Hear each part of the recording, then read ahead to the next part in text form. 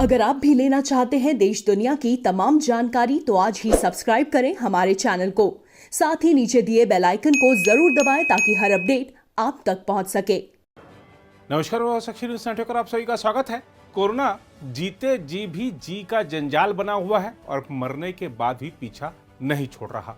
जिसको कोरोना हो जाए उसके लिए इस समय अस्पताल में जगह मिलना मुश्किल हो रखा है और यदि दुर्भाग्य से किसी की मृत्यु हो जाए तो उसे शमशान गृह में भी अपनी बारी का इंतजार करना पड़ रहा है। आज के कार्यक्रम में आपको गुजरात और छत्तीसगढ़ के जो हालात दिखा रहे हैं उसे एक झलक भर समझिए, क्योंकि ऐसे हालात देश के कई राज्यों में देखने को मिल रहे हैं। गुजरात की बात करें तो कोविड-19 महामारी के बीच शवों की संख्या बढ़ने से लगातार इस्तेमाल के कारण सूरत में कुछ शवदाह गृह में धातु की भट्टियां पिघल रही हैं या उनमें दरार आ गई है। अधिकारियों ने बताया कि पिछले एक सप्ताह से शवों को जलाने के लिए कुरुक्षेत्र शवदाह गृह और अश्विनी कुमार शवदाह गृह में गैस आधारित भट्टियां लगातार चालू हैं, जिससे रखरखाव के काम में दिक्कतें आ रही हैं।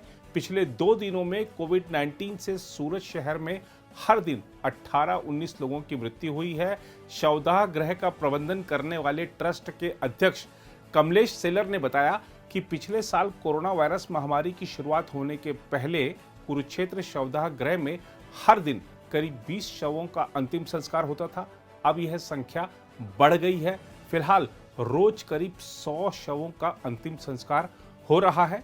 कमलेश सेलर ने कहा कि शवदाह गृह में 6 गैस भट्टी 2400 घंटे जल रही हैं और तापमान इससे 600 डिग्री सेल्सियस तक पहुंच जाता है। उन्होंने कहा कि इस कारण से लोहे की भट्टी और चिमनी पिघलने लगी हैं और गर्मी के कारण इसमें दरार आ रही है।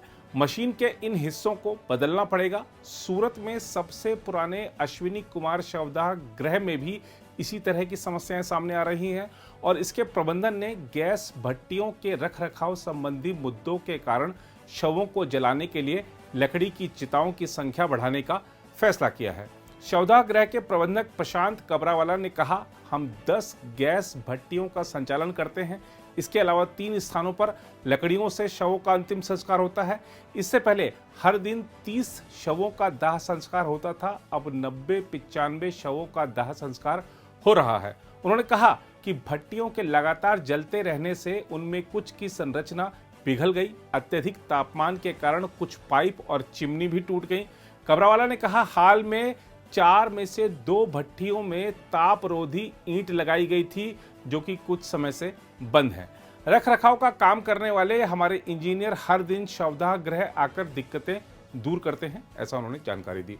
उन्होंने कहा कि रखरखाव से जुड़े कार्य में लगातार दिक्कतें होने के कारण 2 जगह और लकड़ियों की चिता की व्यवस्था करने का फैसला किया गया है।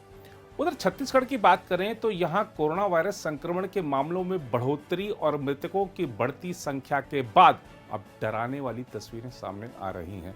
राज्य के सबसे बड़े शासकीय अस्पताल डॉक्टर भीमराव अंबेडकर अस्पताल के मुर्दा घर में बड़ी संख्या में शव रखे हुए हैं।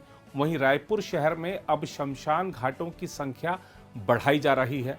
छत्तीसगढ़ में कोरोना वायरस संक्रमण के मामलों के लगातार बढ़ोतरी के बीच सोशल मीडिया पर तस्वीरें और वीडियो सामने आई हैं। वीडियो में राजधानी रायपुर में सबसे बड़े सरकारी अस्पताल अंबेडकर अस्पताल के मुर्दा घर के सामने बड़ी संख्या में शव रखे दिख रहे हैं, जिनका अंतिम संस्कार किया जाना है। इनमें कुछ शव स्ट्रेचर पर रखे दिख रहे हैं, वहीं कुछ शव जमीन पर हैं।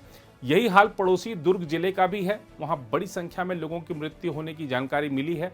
हिंदू धर्म में आमतौर पर रात में शव नहीं जलाने की परंपरा है, लेकिन अब जिला प्रशासन और नगर निगम के कर्मचारियों के सहयोग से रात में भी अंतिम संस्कार की प्रक्रिया पूरी की जा रही है। छत्तीसगढ़ के स्वास्थ्य मंत्री टीएस सिंहदेव राज्य में कोरोना वायरस महामारी को लेकर कहते हैं कि स्थिति चिंताजनक है। राज्य सरकार लगातार प्रयास कर रही है, लेकिन मामले बढ़ते जा रहे हैं। मंत्री जी कहते हैं कि मौतों में वृद्धि भी चुनौती के रूप में सामने आई है। टीएस सिंहदेव ने बताया कि जिला प्रशासन और नगर निगमों को कहा गया है कि वे जल्द से जल्द शवों का अंतिम संस्कार करने की प्रक्रिया पूरी करें। छत्तीसगढ़ में इस महीने की 1 तारीख से सोमवार तक 861 लोगों की मृत्यु हुई है। इनमें रायपुर जिले में 305 और दुर्ग जिले में 213 मौतें शामिल हैं। मंत्री सिंहदेव ने कहा कि राज्य में संक्रमण के मामले बढ़े हैं, इसलिए मृतकों की संख्या में भी बढ़ोतरी हुई है। इस बीच महाराष्ट्र के मंत्री असलम शेख ने मंगलवार को आरोप लगाया कि कुछ सेलिब्रिटी लोग और क्रिकेट खिलाड़ी कथित तौर पर कोरोना वायरस संक्रमण के गंभीर लक्षण नहीं होने के बावजूद बड़े अस्पतालों में भर्ती हो गए हैं, जिसके कारण अस्पतालों में बिस्तर भरे हुए हैं। संवाददाताओं से बातचीत में राज्य के कपड़ा मंत्री असलम शेख ने दावा किया कि फिल्म उद्योग के लोगों और क्रिकेट खिलाड़ियों ने प्रमुख निजी अस्पतालों में लंबे समय से बिस्तर घेर रखे हैं। असलम शेख ने कहा कि यदि ये लोग अस्पतालों में भर्ती होने से बचते तो राज्य में कोरोना वायरस से पीड़ित जरूरतमंद मरीजों को भर्ती किया जा सकता था। उधर देश में कोरोना के बढ़ते मामलों के बीच टीकों की उपलब्धता बढ़ाने और देश में टीकाकरण की गति तेज करने के वास्ते केंद्र सरकार ने अन्य देशों में आपात इस्तेमाल के लिए अधिकृत विदेश निर्मित कोविड-19 टीकों को मंजूरी देने की प्रक्रिया तेज कर दी है। केंद्रीय स्वास्थ्य मंत्रालय ने कहा कि इस प्रकार के विदेश निर्मित टीकों के पहले 100 लाभार्थियों के स्वास्थ्य पर 7 दिन नजर रखी जाएगी, जिसके बाद देश में टीकाकरण कार्यक्रम में इन टीकों का इस्तेमाल किया जाएगा। सरकार ने फैसला किया है कि उन टीकों को भारत में आपात इस्तेमाल के लिए मंजूरी दी जा सकती है जो विदेशों में विकसित किए गए या तैयार किए गए हैं और अमेरिका, यूरोप, ब्रिटेन या जापान में प्राधिकारियों ने जिनके सीमित आपात इस्तेमाल को मंजूरी दी है या जो WHO आपात इस्तेमाल सूची में शामिल हैं। मंत्रालय ने कहा कि इस फैसले से इस प्रकार के विदेशी टीकों तक भारत की शीघ्र पहुंच सुनिश्चित होगी और इससे बड़ी मात्रा में दवा सामग्री समेत विभिन्न सामग्रियों के आयात, दवा की शीशी में खुराक भरने और उनकी पैकिंग करने की घरेलू क्षमता के उपयुक्त इस्तेमाल आदि को प्रोत्साहन मिलेगा, जिससे टीका निर्माण क्षमता और घरेलू इस्तेमाल के लिए टीकों की कुल उपलब्धता बढ़ेगी। यह फैसला राष्ट्रीय कोविड-19 टीकाकरण विशेषज्ञ समूह की सिफारिश के बाद किया गया है।